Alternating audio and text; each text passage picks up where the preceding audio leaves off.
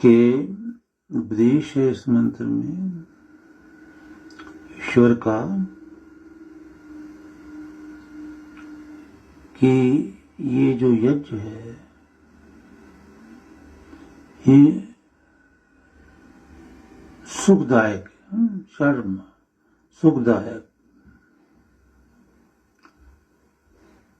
शर्म असी सुखदायक है ये, तो यज्ञ तो सुख ही देता है, फल इसका मिलना प्राप्त हो जाता है और जन्म भर साथ रहता है, अगले जन्मों में भी इसके पुण्य रक्षार्थ साथ रहते हैं। अद्वितीय नाश रहित है, अद्वितीय असी नाश रहित है यज्ञ, यानी यज्ञ में जो भी मंत्र की आहुति पड़ रही है और कर्म किया जा रहा है यज्ञ का, इसका फल नाश रहित है, इसका पुण्य नाश नहीं होता, तो ये करना चाहिए। यज्ञ की तो महिमा ही बहुत बड़ी है। फिर सब दुख जो हैं रक्षः अवधूतम, सारे दुखों का नाश करने वाला, प्रेम से श्रद्धा से यज्ञ परमेश्वर का रूप है, परमेश्वर है, सब विचार के यज्ञ में आहुतियां डालो, ये सुखदायक है, कष्टों का दुखों का नाश करने वाला है। अरातयः, जो दान नहीं देते ना कंजूस लोग, तो अवधूताः वो नष्ट होते हैं। तो ईश्वर ने दान की महिमा बहुत बड़ी रखी है, दान ना देने से तो यज्ञ का फल भी नहीं मिलता, ये ध्यान रखना है हमने, यज्ञ पूरा करना है, आधा नहीं, पूरा यज्ञ देव पूजा करो, संगतिकरण करो, दान करो, तो ये पूरा यज्ञ हो गया। और ये जो आदित्य आकाश पृथ्वी की जो है महिमा है, आकाश पृथ्वी है, तो उस यज्ञ को जो है वे तु आदित्य, जो सूर्य का प्रकाश है, सूर्य का कह सकते हैं, जो शरीर है सूर्य है, तो उसको उस यज्ञ को आप अच्छी तरह से प्रतिवेदु अच्छी तरह से जानो कि ये यज्ञ जो है ये सूर्य लोक तक जाता है, ब्रह्मांड में सब शुभ कर देता है, आप लोगों के कष्टों का नाश करता है, रक्षा तो करता ही है, और इस यज्ञ से ब्रह्म ज्ञान पर्वती ब्रह्म ज्ञान प्राप्त होता है। और धिषण वेदवाणी इसी यज्ञ से प्राप्त की जाती है, क्योंकि यज्ञ की जो आहुतियां हैं वो एक तो वेद मंत्रों से होती हैं, और दूसरा ये है कि ब्रह्मा बैठा वहां वाच करता है, बोलता है, तो वेद वाणियों का अर्थ ज्ञान सब प्राप्त होता है। तो ये हमारी नाभि है, इसे नाभि को न डिगाओ, यज्ञ करते रहो। एक तो ज्ञान ये है कि हम अभ्यास जितना समय निकाल सकें अभ्यास करें। एक तो योगाभ्यास जरूरी है, नाम सिमरन जरूरी है। अग्निहोत्र का तो मुझे बहुत ही आनंद है कि हमारे कोई भी बच्चा ऐसा नहीं है जो अग्निहोत्र ना करता हो, दोनों टाइम। ये भी बहुत बड़ी मिसाल है एक, आज के युग में ये सतयुग की मिसाल है। ये सतयुग ऐसा बीता है जिसमें दोनों टाइम अग्निहोत्र यज्ञ चलते थे। तो सतयुग, त्रेता, द्वापर, ऐसे 3 युग ये। इस युग में ये समाप्त प्राय हो गया था अग्निहोत्र वगैरह। अभी आर्य समाज में भी चल रहा थोड़ा, और इधर भी। इधर तो मैंने बताया ना कि जिधर मैं सुनता हूँ दोनों टाइम करते हैं और बरसों से कर रहे हैं। न जाने कितना जगत का कल्याण कर चुके हैं आप यज्ञ करके। तो हम भगवान की जो स्तुति है यज्ञ से करते हैं, अग्निहोत्र से, और ईश्वर से मिलने का रास्ता भी यही है कि हम वेद सुने, अग्निहोत्र करें, यज्ञ करें, नाम सिमरन, बस समय समय थोड़ा थोड़ा निकालें। मतलब इसीलिए हमारा जन्म हुआ है, तो हम इसे छोड़े ना, बस छोड़ते ही पाप हो जाएगा।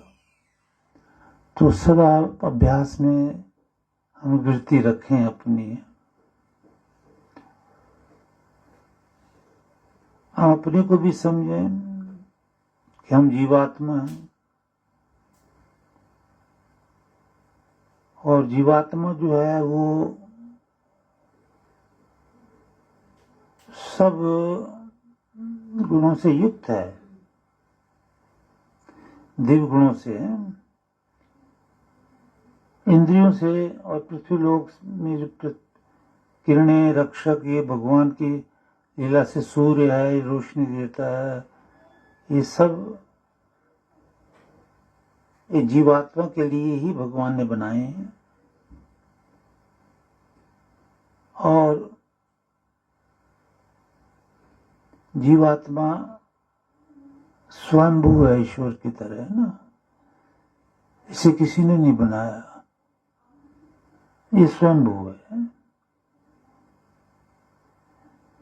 जीवात्मा जो है यहाँ संसार में आकर के इसका ध्येय है ईश्वर को प्राप्त करना। तो जो अपने ध्येय को समझ जाता है वो तो फिर लगा देता है अपनी जान वेदवाणी द्वारा ईश्वर को प्राप्त करने में। जो इंद्रियों के वश में हो जाता है वो प्रयास करना छोड़ देता है, वो विषय विकारों में, झूठ में तो मस्त हो जाता है, ईश्वर को याद नहीं करता। वो उसके लिए दुख की बात है ना। तो जीवात्मा जितनी इसकी इंद्रियां हैं उनको साधना द्वारा शुद्ध करता है, अग्निहोत्र द्वारा, योगाभ्यास, जैसे मैंने अभी बताया। फिर भगवान की स्तुति करता है वेद मंत्रों से, उपासना करता है इस तरह से, और परमेश्वर को प्राप्त कर लेता है ना। सत्य स्वरूप जो पर ब्रह्म है उसको प्राप्त कर लेता है। ये जीवात्मा का कर्तव्य है, नहीं तो दुखी रहता है। अनादिकाल से यही चल रहा है, बस जन्म मृत्यु, जन्म मृत्यु, जन्म मृत्यु, त्रिविधि दुखा, 3 प्रकार के दुखों में पड़े रहना। जीवात्मा जब अपने स्वरूप को भूल जाता है कि मैं चेतन हूं, मैं स्वयंभू हूं, मैं आजाद हूं, मेरे पे कोई प्रेशर नहीं, कुछ नहीं, तब तो ये मुक्त है। लेकिन ये जब रजोगुण, तमोगुण, सतोगुण में फंस जाता है तब ये दुखी होता है। तब ये नहीं जानता कि परमेश्वर किसे कहते हैं। तो उस ज्ञान को प्राप्त करने के लिए गुरु के पास अगर जाता है तो वहां जिज्ञासु बनकर ज्ञान प्राप्त करता है। तो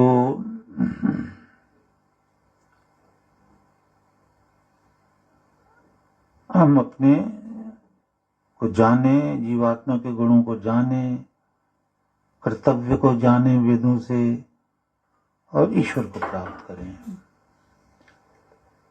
तो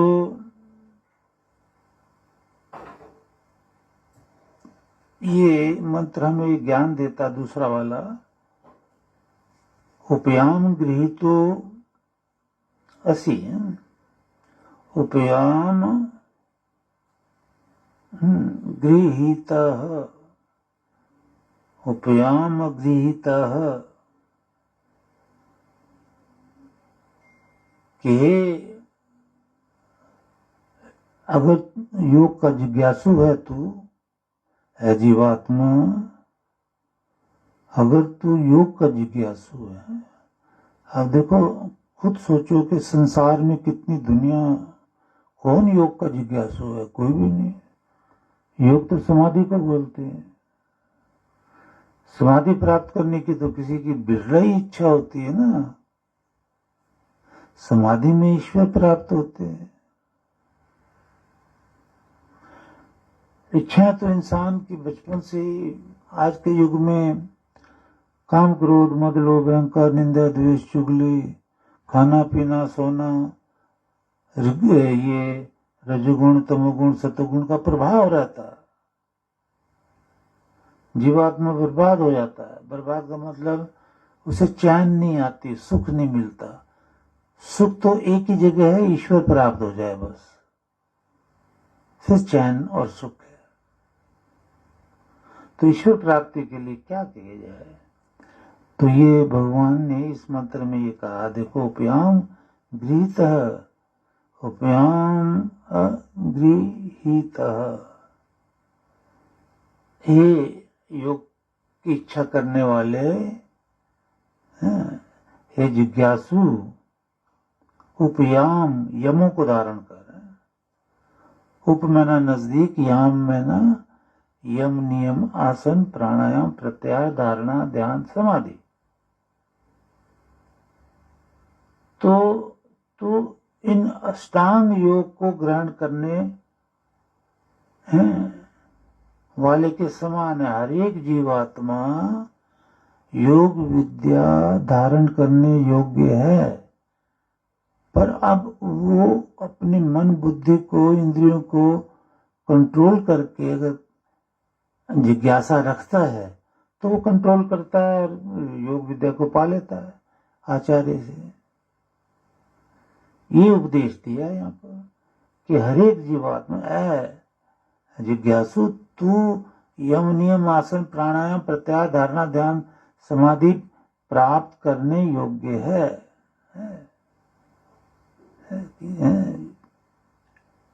उपयाम गृहीत ऐसी है ना। इसलिए क्या कर तू, अंतः यच्छ, ये जो तेरे प्राण है ना, अंतः यच्छ, इनका निग्रह कर। ये प्राण चल रहे हैं ना, प्राण अपान व्यान उदान समान, धनंजय कृकिल देवदत्त, तो इनको तू ग्रहण करने योग्य हो। ये निग्रह कैसे चल रहे हैं ना, सांस देखो सुनो, ये प्राण है, प्राण और अपान है। तो इनका क्या कर, ये चल रहे हैं ना, तो इसको रोक ले, ऐसा करके ना रोक ले। तो तू इनको रोकने योग्य है, इसका निग्रह कर तू है। ये देखो यजुर्वेद योग विद्या का ज्ञान दे रहा है, सामवेद तो बहुत ही दे रहा है, ऋग्वेद में बहुत मंत्र हैं इसके, अथर्ववेद में भी है। पर ये योग विद्या वेदों से निकली है, और वेदों के द्वारा ही आप इसको सीख करके और विद्वान बन सकते हो। इन इंसानों द्वारा सीख करके तो इंसान बर्बाद हो जाता है। इंसान में तो स्वार्थ है, इसलिए वो आज का इंसान तो इस योग विद्या के यम नियम को भी छोड़ बैठा है। बस कहते आसन लगाओ, प्राणायाम आसन, और प्रत्याहार का क्या होगा, धारणा का क्या होगा, ध्यान का क्या होगा, समाधि का क्या होगा। भाई अपनी मर्जी से काट पीट के और पैसे कमाने की चक्कर चला दिए लोगों ने। तो भगवान क्या कह रहा, फिर सुनो कि ऐ जीवात्मा, तू योग साधना करने योग्य है, तू यमों को धारण करने योग्य है। यमों का मतलब यम नियम आसन प्राणायाम धारणा ध्यान समाधि है ना। आसन प्राणायाम धारणा ध्यान समाधि, प्रत्याहार धारणा ध्यान समाधि, तो धारण करने योग्य है, ईश्वर कह रहा है। और हमारा मन ही नहीं करता कि हम योगाभ्यास करें, तो पापी तो हम ही हुए, जीवात्मा ही हुआ कि मन के गुलाम हो गया। मन ने कहा नहीं, हमारा मन नहीं कर रहा, हम नहीं सीखते, हम सरल सा कोई मार्ग उपाय, तो ये सरल ने मार दिया इंसान को। सरल मार्ग है ही कोई नहीं। इंसान ने एक साथ सबको अष्टांग योग की शिक्षा दी है। ये नहीं कि सतयुग वाले तो अष्टांग योग करें और अब वाले सिर्फ नाम ही जप के तर जाएं, ऐसा नहीं होता ना। फिर तो भगवान पे ही दोष आ जाएगा कि ये तो फेवर कर गया भगवान, और वो फेवर नहीं करता, वो तो न्याय करता है।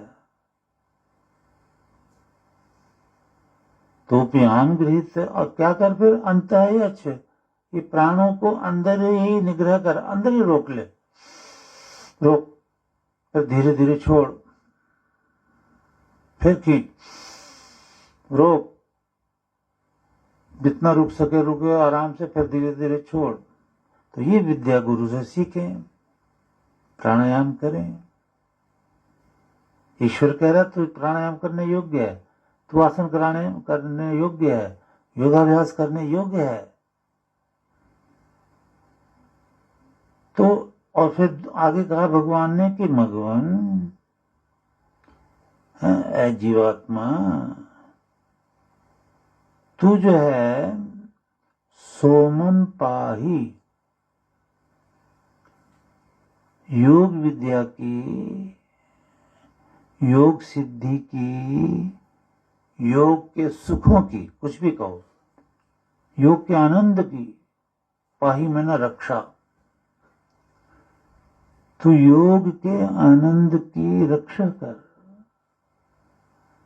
है जीवात्मा तू योग करने योग्य है, योगाभ्यास करने योग्य है, प्राणायाम को रोकने की प्रैक्टिस कर है। और इससे क्या होगा, सोमम पाही, सोम की रक्षा होगी। सोम का अर्थ यही है सारा जो मैं बता रहा हूं, योग सिद्ध हो जाएगा तू। सोम का अर्थ है रियलाइजेशन ऑफ गॉड। भगवान जब रियलाइज हो जाएगा तेरे को, तो उसकी जो मस्ती चढ़ेगी, वो जो आनंद है उसको सोम कहते हैं। तो भगवान के दर्शन के आनंद की तू पाई में ना रक्षा कर। अर्थात इसमें पृथ्वी पे योगी होनी चाहिए कि भी देखो उस योगी को ईश्वर का रियलाइजेशन है। ये बात कर रहा है ईश्वर। पृथ्वी खाली ना हो जाए योगियों से, प्रमाण ही ना रह के ईश्वर को किसी ने देखा भी है कि नहीं देखा। प्रश्नोपनिषद कभी सुनाऊंगा, पहले कभी सुनाया था मैंने, तो उसमें 6 ऋषि जो हैं वो वेदों के अध्ययन कर करके थक गए। फिर उनको अंदर से ये भी समझ में आ गया कि ईश्वर की अनुभूति कराओ कोई योगी होगा ना, वो हमें जब ज्ञान देगा तब हमें ज्ञान होगा, तब हमें भी ईश्वर अनुभूति हो जाएगी।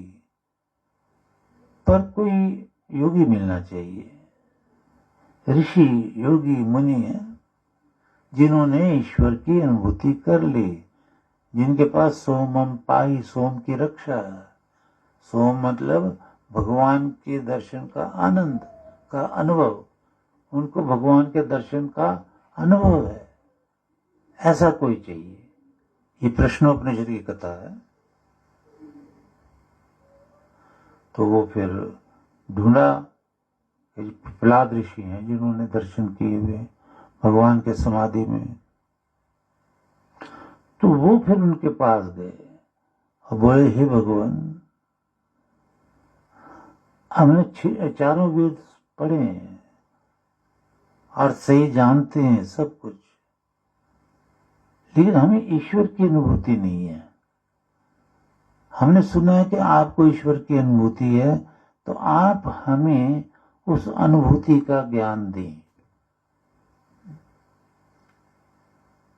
ये प्रमाण आ रहे हैं वेदों से भी, शास्त्रों से भी।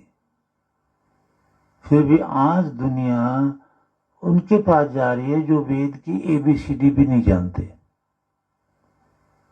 और उन्होंने जनता को बहका रखा कि हम हमारे अंदर भगवान पर पैदा हो गया, हम गुरु हैं, हम सदगुरु हैं, हम ऐसी व्याख्या करते हैं। ये कलयुग का समय चल रहा है। तो फिर सुनो, उपयाम गृही तहसी मतलब तो योग विद्या को ग्रहण करने वाला है। ऐ जीवात्मा, सोमम पाही, सोम की रक्षा कर, अर्थात योगाभ्यास करके, वेदों का अध्ययन करके समाधि प्राप्त कर, तुझे अनुभव हो जाएगा ईश्वर का। तो समझो तूने ईश्वर के अनुभूति की, ईश्वर की अनुभूति की, तो ईश्वर की अनुभूति का आनंद तुझे प्राप्त है। तू सोम को तूने प्राप्त कर लिया, तो सोम की रक्षा कर ली। अर्थात पृथ्वी पे कोई ऐसा नहीं कि कोई सोम की रक्षा न कर सके या सोम की अनुभूति ना हो। सोम है ना ईश्वर का आनंद, ईश्वर के आनंद की अनुभूति तूने कर ली,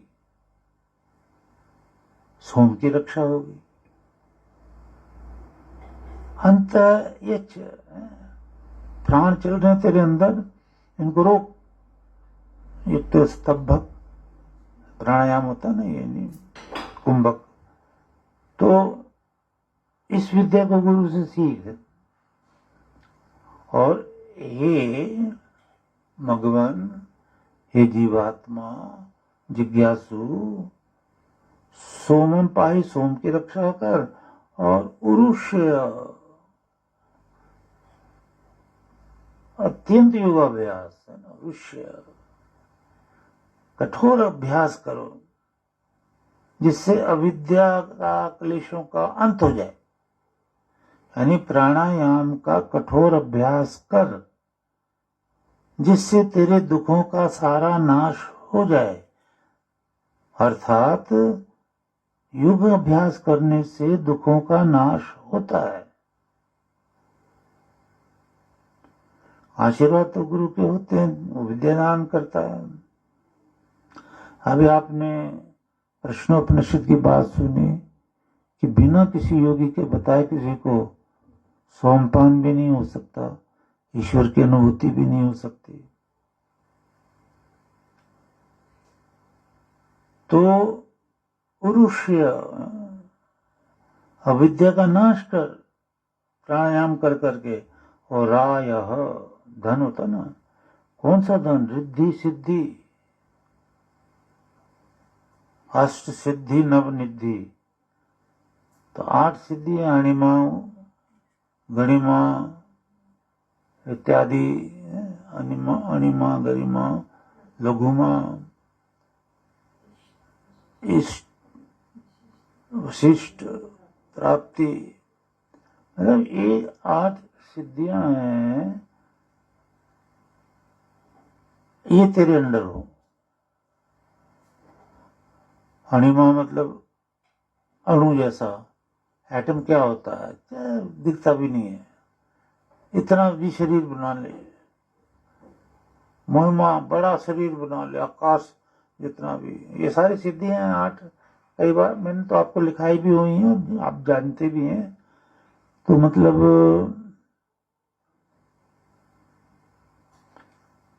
ये तेरे पास हो। राया, ये तेरा धन है, ये योग का धन है। योग विद्या का धन है ये। एक तो धन होता है संसारी रुपया पैसा सोना चांदी बिल्डिंगे, और ये योग का धन है जो ये है रिद्धि सिद्धि है। इसको यजस्व सिद्ध कर ले, ये रिद्धि सिद्धि तेरे अंदर होनी चाहिए, ये रिद्धि सिद्धियां तेरे अंदर होनी चाहिए। योग विद्या का ज्ञान चल रहा है कि योग का जिज्ञासु है यम नियम आदि का अभ्यास करे, कठोर अभ्यास करे। देखो मैं अभी हालांकि 24 घंटे काम में रहता हूँ वेद विद्या में, फिर भी तड़पता रहता हूँ कि मैं अभ्यास ही नहीं कर पाता, इतना अभ्यास ही नहीं कर पाता।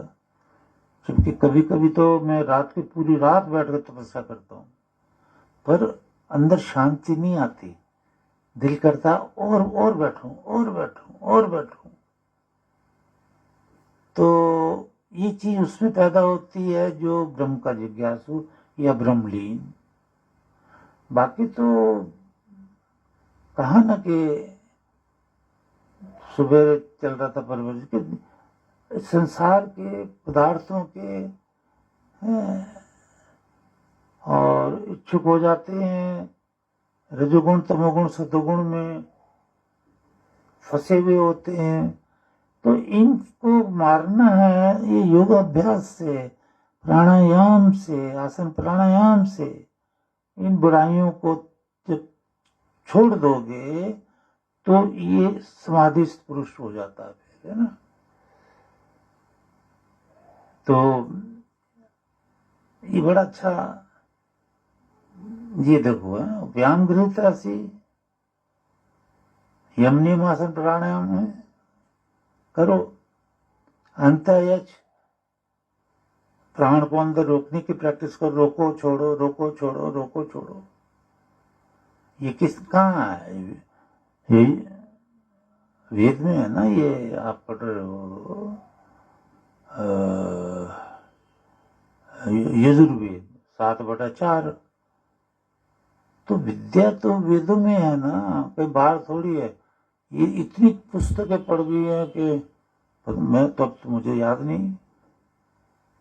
जो साठ योग प्रदीपिका है, घरण्य संहिता है, योग के ऊपर लोगों ने इतनी लिख दी है, और जिसमें कोई वेद की अच्छी बात मैंने नहीं देखी।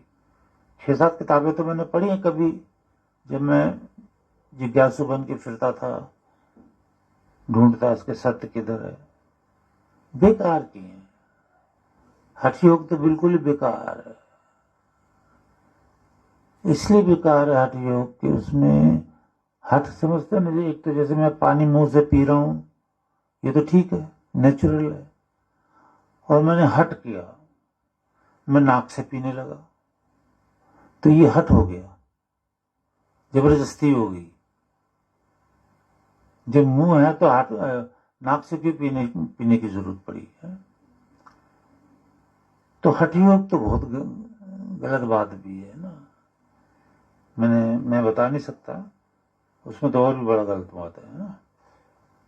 तो वेदों से विद्या लो, इसलिए कहा भगवान ने कि वेद के ज्ञाता के पास जाओ, अन्य किसी के पास मत जाओ। है?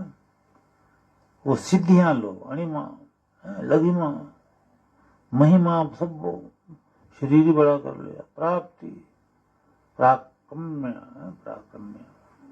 शक्ति, वशित्व, भाई तुम सबको वश में कर लो और आपको कोई भी नहीं वश में कर सकता, ऐसी सिद्धि है ये वशित्व। और सत्य संकल्प, जहां काम असायित्व वहां सत्य संग कल्पता, कल्पना सत्य, वो ईश्वर है ना, ईश्वर से अलग कोई सत्य ही नहीं। तो ये सिद्धियां हैं, ये योगी के पास आती हैं जरूरत के टाइम कभी इस्तेमाल करता, कभी तो कोई तो सारी उम्र नहीं इस्तेमाल कर पाता इनकी, क्योंकि जरूरत ही नहीं समझता कि क्या जरूरत है। ये सिद्धियों को कोई जब इस्तेमाल करता है योगी, तो उसकी शक्ति साथ में कम भी होती जाती है। तो बिरला ही कोई इस्तेमाल करता किसी जरूरत के टाइम पे, अदरवाइज ये भी इस्तेमाल करने योग्य नहीं है। ये योग विद्या है इसमें।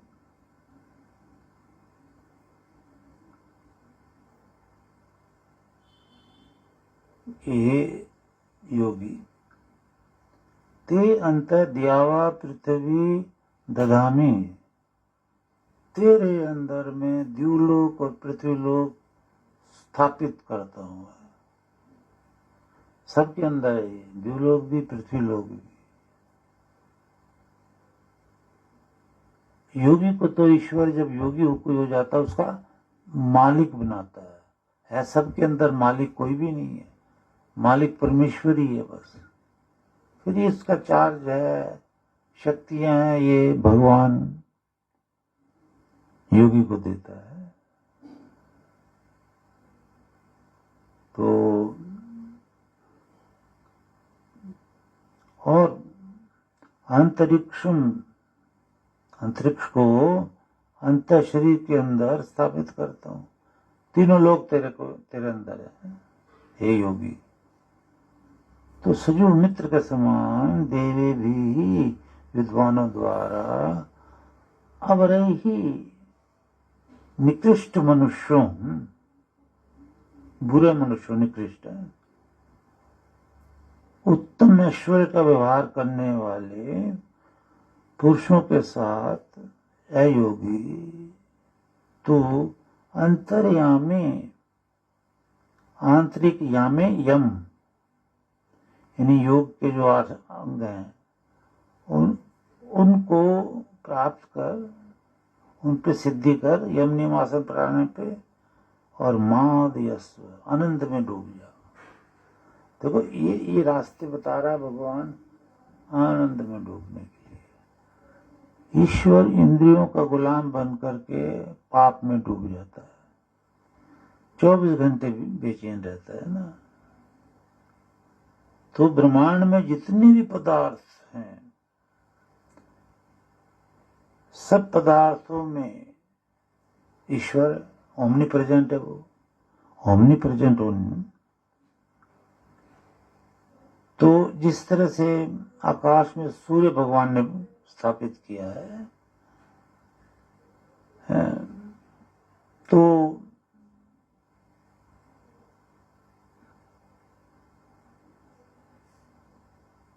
ब्रह्मांड के सब पदार्थों को, जैसे पेड़ भी हैं, समुद्र है 7, ये सूरज चांद सितारे, ईश्वर कहता है योगी मैं तेरे में स्थापित करता हूं। योगी बहुत बड़ी चीज है। अरे भाई इक्वलेंट टू गॉड है। जब गॉड को कोई नहीं जानता तो योगी को कौन जानेगा, है ना। इक्वलेंट टू गॉड है ना योगी। तो इसकी शक्तियां, इसका ज्ञान, इसकी समझ लोगों को नहीं है, क्योंकि लोगों का ज्यादा रुझान संसार में होता है, ज्ञान में, योग बल में, गुरु में, परमेश्वर में इतना नहीं होता है। अच्छा, और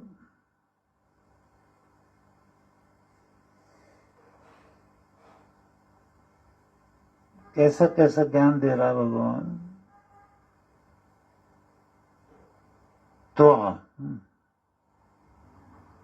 यानी मरीच पे भया, मरीची बोलते हैं किरण सूर्य की। तो अयोगी तू तो है स्वांकृत है, स्वयं सिद्ध अनादि स्वरूप है, क्योंकि जीवात्मा तो सबकी अनादि है।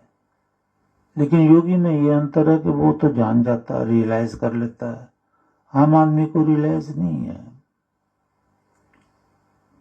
इसलिए उसको बार बार जन्म मृत्यु जरा व्याधि। हम अपने को जाने कि हम कौन हैं, इसके लिए योगाभ्यास की तरफ इशारा कर रहा है भगवान। और पार्थिक विभय पृथ्वीलोक में जो पदार्थ हैं उनके लिए तो तुझे स्वीकार करता हूं।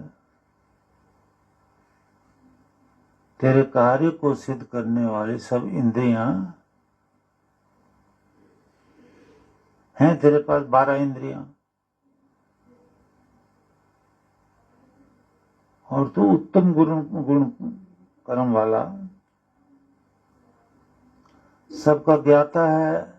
तेरा ओरिजिनल रूप है ये जीवात्मा का, सब कुछ जानने वाला वो। अगर योग बल से वो अपने को ये जो रजोगुण तमोगुण सतोगुण से अलग कर ले तो वो ईश्वर के समान हो जाता है और सब कुछ जानता है। फिर वो सब कुछ जानता है, संसार के कण कण से वाकिफ है वो, ईश्वर की तरह।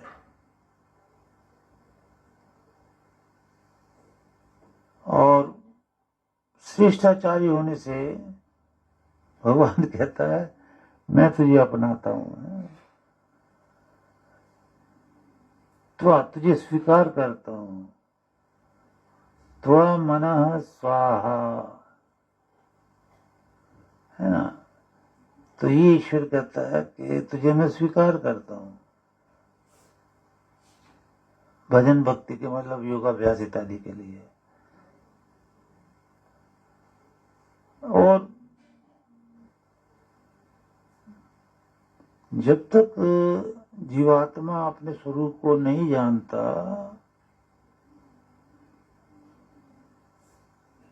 कि मैं शुद्ध चेतन जीवात्मा हूं और सारी बुराइयां उसकी दूर नहीं हो जाती साधना द्वारा, तब तक परमेश्वर जीवात्मा को स्वीकार नहीं करता कि वो अपने में मिला ले, उसे मोक्ष दे दे, उसे सुख दे दे। ऐसा परमेश्वर नहीं करता।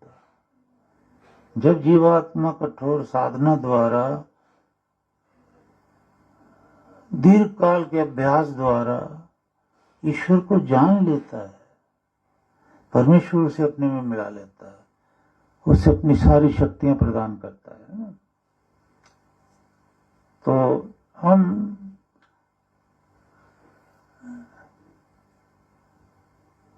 आए तो इसीलिए हैं कि सारी शक्तियां प्राप्त करें, परमेश्वर को जाने। तरीका योगाभ्यास है, तरीका वो नहीं जो आज चल रहा है कि गाना गा लो। मैं अपने महाराज के पास जब पहली बार गया था बरसों पहले, क्या करता है महाराज, भजन भक्ति करते हैं। कैसे करता है?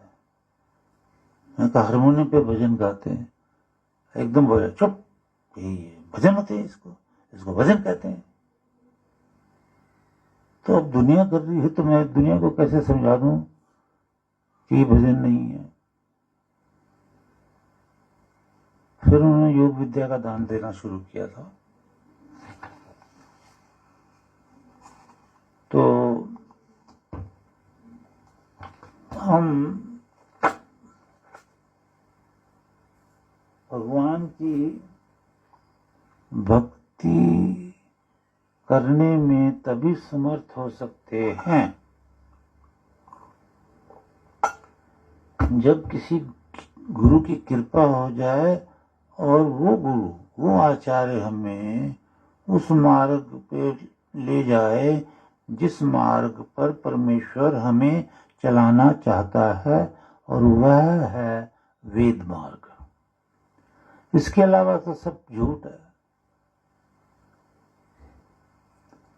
कह ही रहे हैं वो योगी, याज्ञवल्क्य ऋषि,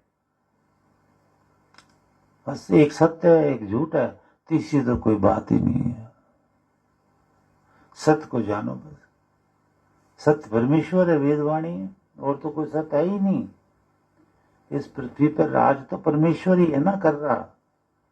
तो परमेश्वर के अलावा और कौन सी शक्ति है जो प्रलय अवस्था में भी रहती है? सभी तो खत्म हो जाता है।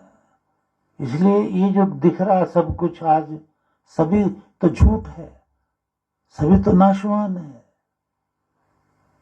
जो है सो परमेश्वर और वेदवाणी। पर भगवान ने एक ऐसा नियम बनाया कि गुरु के आश्रम में जब कोई पहुंच जाता है, चाहे 3 दिन पहले पहुंचा हुआ हो, तो उसको पुण्य प्राप्त होता है, उसका मुक्ति का मार्ग खुलता है। जैसे 3 दिन तक इंतजार किया नचिकेता ने अपने गुरु का, और बाहर बैठा रहा, आश्रम के अंदर भी नहीं गया। जब उसे मुझे पता चला कि आचार्य जो हैं वो कहीं बाहर गए हैं, गुरु माता से पता चला, तो अंदर भी नहीं गए, बाहर ही बैठे रहे। खुद गुरु माता भी उन्हें कहने लगी, अंदर आ जाओ, अंदर आ जाओ बेटा, नहीं भोजन कर लो। नहीं, जब तक वो नहीं आएंगे मैं नहीं करूंगा भोजन। तो 3 दिन 3 रात बाहर रहा। ये कठोपनिषद की सच्ची कहानी है, बीती घटना है। ऐसी बहुत घटनाएं बीती। जब आचार्य आए हैं तो उन्होंने, पता चला है तो उन्होंने यही कहा कि मेरे लिए तो 3 दिन 3 रात भूखा प्यासा आश्रम के बाहर बैठा रहा, तो 3 आशीर्वाद मांग। तो ये उदाहरण बहुत सच्चे हैं।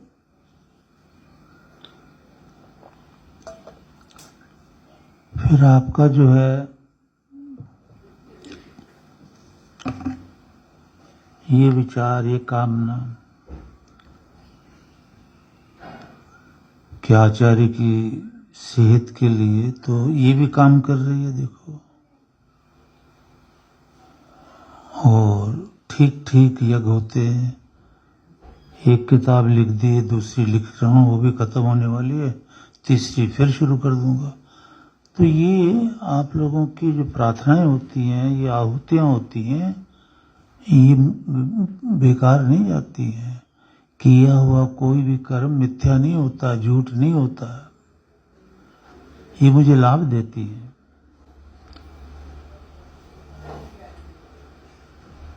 आज पूर्णमासी का शुभ यज्ञ है। फिर तो ये आप लोगों की आहुतियों का, आप लोगों की प्रार्थना का फल है।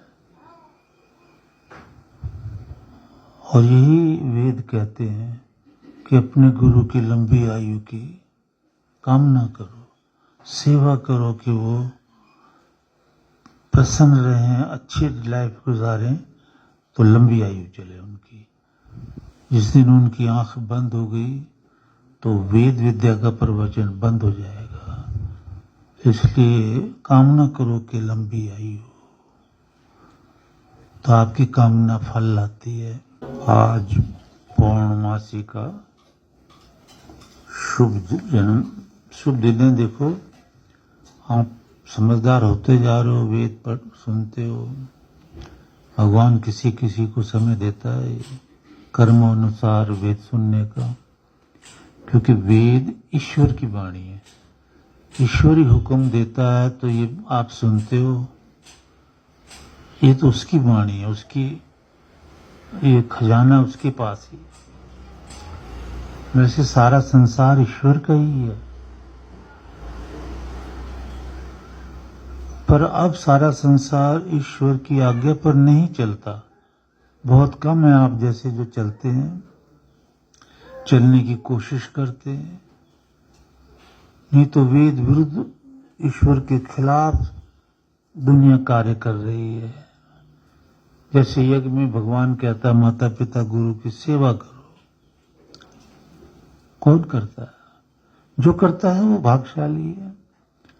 लेकिन एक बात ये भी याद रखनी चाहिए कि जो वेद नहीं जानता, मतलब सुनता ही नहीं है। जानना तो बहुत बड़ी बात है, सुनना चाहिए पहले। अगर वो पिछले कर्म के हिसाब से माता पिता की सेवा करता भी है या करती है, तो ये याद रखो उसको उसका कोई लाभ नहीं है। क्यों? क्योंकि वो तो पिछला पुण्य भोग रहा है, पिछले कर्मों के अनुसार से कर रहा, पर इस जन्म में उसको तो वेद का ज्ञान ही नहीं है। हाँ, जिसको वेद का ज्ञान इस जन्म में भी और उस जन्म में भी उसने माता पिता की सेवा की है, गुरु की, वो महा बुद्धिमान तो है ही, उसको महा सुख और महा लाभ मिलेगा और मिल रहा धीरे धीरे। उसको तो सारी दुनिया ही वो कंट्रोल कर सकता है कि इस जन्म में भी उसको वेद विद्या का ज्ञान हो रहा है।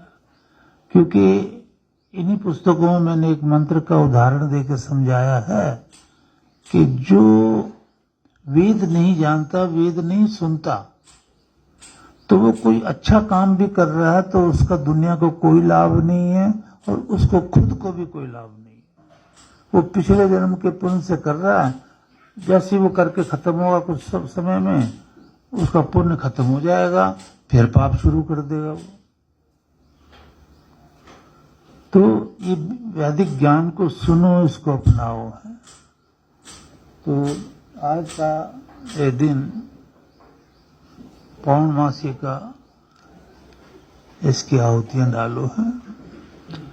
ओम पूर्ण पश्चादुत पूर्ण पुरुस्तादुन मध्यतः पौर्णमासी जिगाय श्याम देवैः संवसन्तो महित्वा नाकस्य पृष्ठे समिषा मदेम। नाकस्य पृष्ठे समिषा मदेम। मोक्ष भी प्राप्त होता है इन्हीं मंत्रों से, आहुतियों से, सुनने से। सुनना है, और मदेन में ना, मद में ना, आनंद में भी जीव जाता है। आनंद की कोई सीमा ही नहीं है, असीम आनंद प्राप्त करता है, क्योंकि उसको ज्योति का, ईश्वर का दर्शन होता है।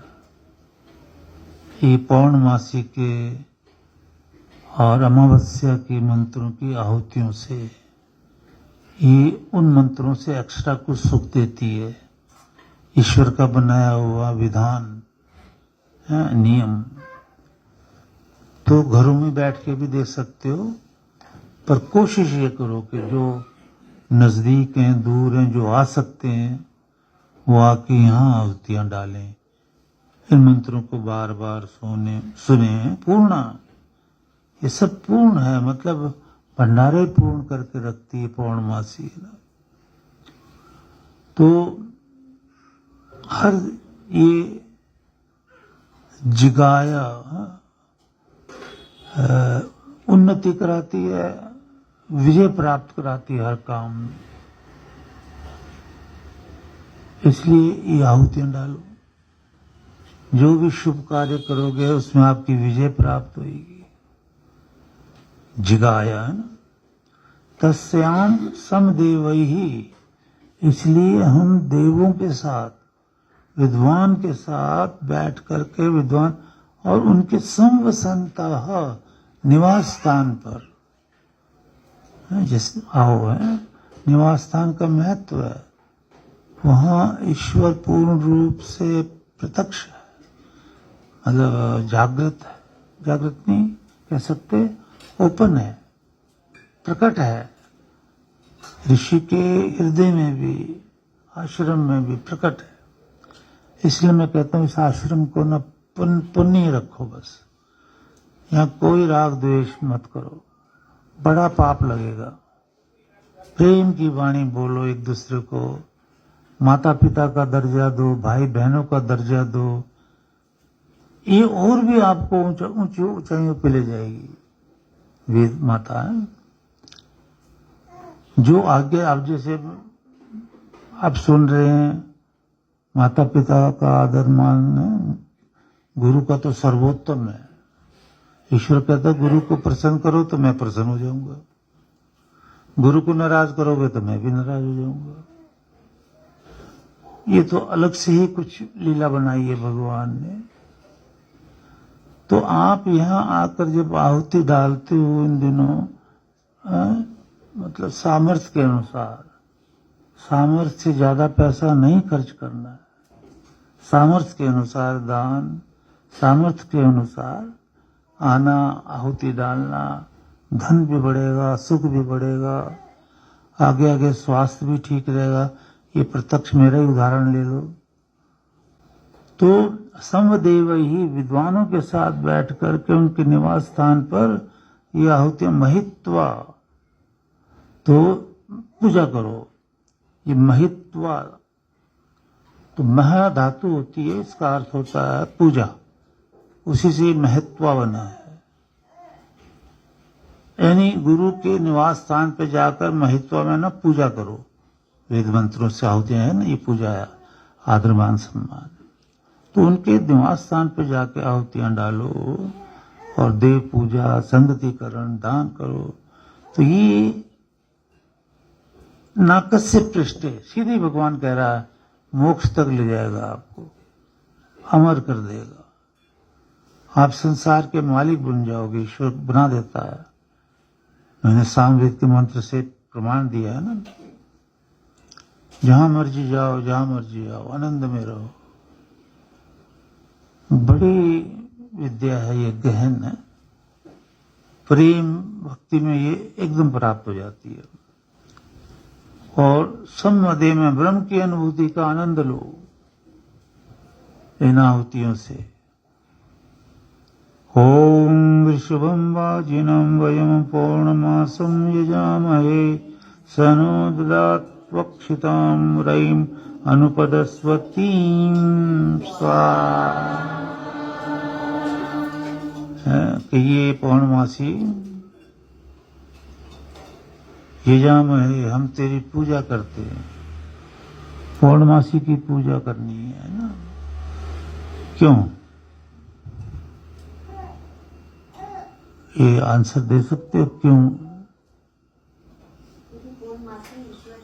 हाँ, पौर्णमासी ही ईश्वर है। अहम अमावस्या, ये पौर्णमासी है ना, तो ये ईश्वर ही है, ईश्वर के बनाए हुए मंत्र हैं ये। तो पौर्णमासी में आहुतियां डालना, पूजा करना, मतलब ईश्वर की पूजा है। तो ये रयिम ददा, तो धन संपदा वेद विद्या करना देती है, और अनुपदस्वती सुख देती है, और वो भी नाश रहित परमानेंट सुख दे देती है। आनंद में रहो है। यही आहुतियां, यही पूजा है। जब समदेव ही, देव के विद्वान के यहाँ जाकर आहुति डाल दे। इसको बोलने देना, इसकी नहीं करना, बोले तो बड़ा प्यारा लग रहा है। आवाजें बड़ी मीठी हैं बच्चों की। हाँ, ये कह रहा मैं भी बोलना है, ये कहते मैंने भी बोलना है, मैंने भी बोलना है। हाँ, हो ये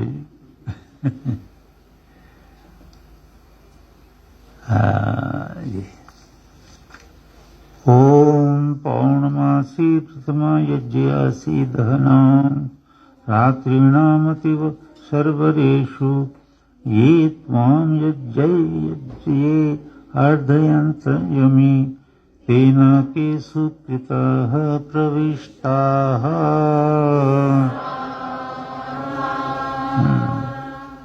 यहाँ भी कहते में सुकृतः, ये जो आहुतियां पूजा भगवान की, सुकृत में ना शुभ कर्म करने वाली जीवात्माएं जहां गई हैं, न के प्रविष्टा, उस मोक्ष लोक में आप भी प्रवेश कर जाते हो इन आहुतियों के पुण्य से, सेवा से। क्योंकि इसके साथ हमेशा याद रखो कि यज शब्द जुड़ा हुआ, इस वक्त आप यज कर रहे हो, अग्निहोत्र नहीं करे।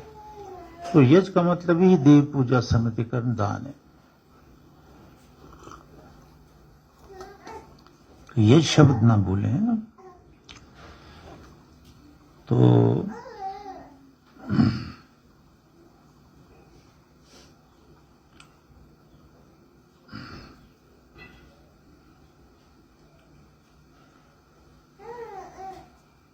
बहुत अच्छे मंत्र हैं,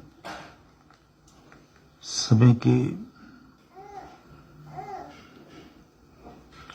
कमी से थोड़े थोड़े क्या, जो आप रोज अग्निहोत्र करते हो, यहाँ के यज करते हो, ईश्वर का तो संकेत यही है कि इन्हीं से आप देवयान मार्ग में जाके आनंद लोगे, तरते चले जाओगे, मोक्ष पालोगे।